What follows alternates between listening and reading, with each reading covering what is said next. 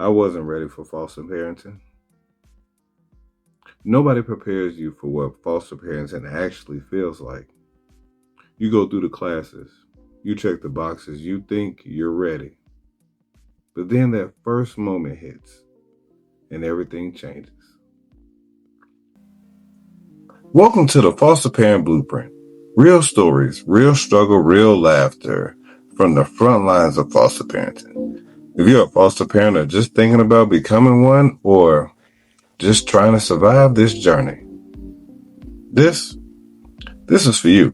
See, I created this podcast because there are things about foster parenting that people just don't talk about. They may not prepare you for it in class. The emotional side, the mental toll, the moments that hit you out of nowhere. But don't get me wrong, there are some funny moments too. Because listen, if you don't laugh through this, it's gonna be rough, yo.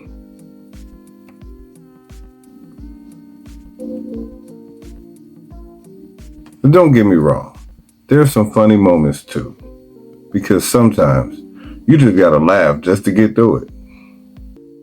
So for me and my wife, the decision to become foster parents started with not being able to have children of our own. And to be honest, we probably would not have even thought about foster parenting if we did have our own kids.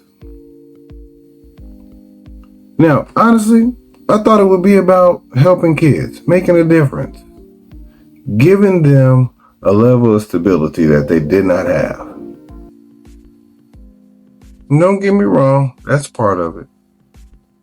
But what I didn't realize is how much it would change me. I had this picture in my head of what it would be like based on what we talked about in class. And then reality hits. And it looked just a tiny bit like what we went over in class. But once again, it's hard to prepare for how unpredictable it could be. It's hard to prepare for how emotionally draining it could be. And it's hard to prepare for that first moment. See, I remember when we got the call 2 days after we finished the class. Actually, you know what? Maybe a day after we finished the class. Hello? Yes, we got an emergency placement. She's on the way. Oh my God. This is about to be, it's real. At this point, it is real. Because the kid is on their way. The energy is different because now you're preparing to have this extra person in your home. And you realize real quick, this ain't something that you can just prepare for in a class.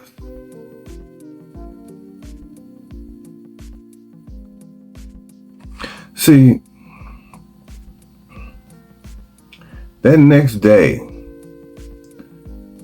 she had gotten suspended from school.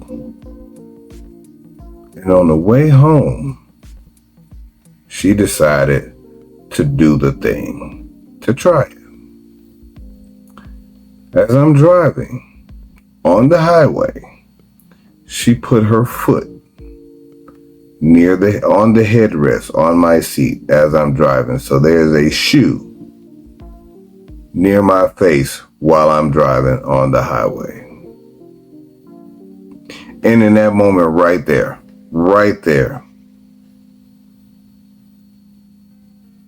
it became real.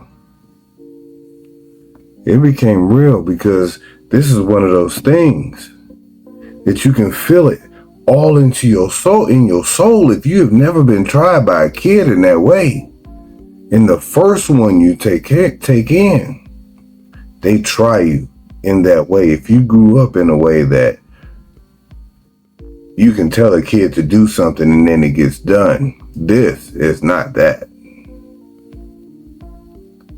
I was able to see it. She was going for it. And she was good too. She was good. Like that's the tough part when they're good.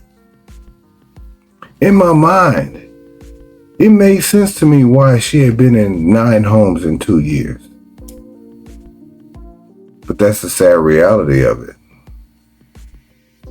Is that when you figure out that, hey, this person is not going to do what I want them to do, I'll do my thing. I'll do my thing. And see, the truth of the matter is, there's a weight that comes with this. Because you're not just taking care of a child. You're stepping into a situation that already has history, that already has trauma and uncertainty. And that's the part that hits you hard. But at the same time, listen, there are moments that are just wild. Because even after that, the following day, sitting at home after school, and she is asking me to play with her tablet. And to me, I feel like I was rewarding negative behavior, and she just hauls off and lets me know. The reason why I'm yelling at you is because you don't ever let me watch TV. You don't ever let me play with my tablet. You don't ever let me, you always be laughing. And I was like, hold on, let me just ask you a question. Has yelling at me ever got you what you wanted? Has it ever worked? And her response was, no. But the reason why I'm yelling at you, I was like, wow. I'm out here getting yelled at by an 8-year-old like I'm little. Like the confidence to just be like, hey, I see you 6'2", 240, but I'm going to yell at you because it's going to work. And it's in those moments that you realize that if you don't laugh at stuff like that, you're going to lose your mind. See, here's the deal. I was able to appreciate that level of honesty from an 8-year-old, even though she was way out of pocket about how she was going about getting her tablet or getting a chance to watch TV. And even with all of that, there was something in us that made us keep going. And I think a lot of foster parents will understand this. It's those small moments, right? The ones that nobody sees. My wife went and got her some lip gloss one day, did her hair, and the way she was swinging her little braids around and smiling with all this lip gloss that she applied half of that little tube within the first 10 minutes. Lips just all kind of greasy. But she was happy. I don't know when the last time that she had her hair done. I have no idea when the last time somebody even bought her something. Even something as small as a little tube of lip gloss. But you couldn't tell her nothing because she was... Look at my lips, Mr. Jason. They shiny. And I was like, you're using a little bit too much, little mama. But those were the first smiles and the first little bit of happiness that we had seen in like 4 days. And at that point, you realize what you're doing actually matters. It actually matters. So listen, if you're in this right now, you're thinking about stepping into it, just know this.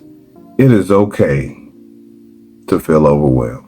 It is okay to feel like you're not ready, because honestly, none of us really are. Okay? Like, none of us are really ready. So what this podcast is going to do for you right now, and this is exactly why it exists, is because we're going to talk about the real stuff. We're going to talk about those hard moments. We're going to talk about the funny moments, the things that nobody warns you about. And hopefully, you feel a little less alone in this process. And listen, if this resonates with you, make sure you like, subscribe, follow, share this with another foster parent, share this with somebody who's thinking about becoming a foster parent, or just share it with somebody who enjoys hearing funny stories about kids. Because there's going to be a bunch of those. Because I promise, there's more to this whole story. But this is the Foster Parent Blueprint. Real stories, real struggle, real laughter. It's not a perfect plan, but it's a purposeful journey. I'm your host. I have on here Mr. 710, but my kids call me Mr. Jason. So stick around, hang out with me. We're just getting started. Until next time, good people, y'all stay safe out in these streets.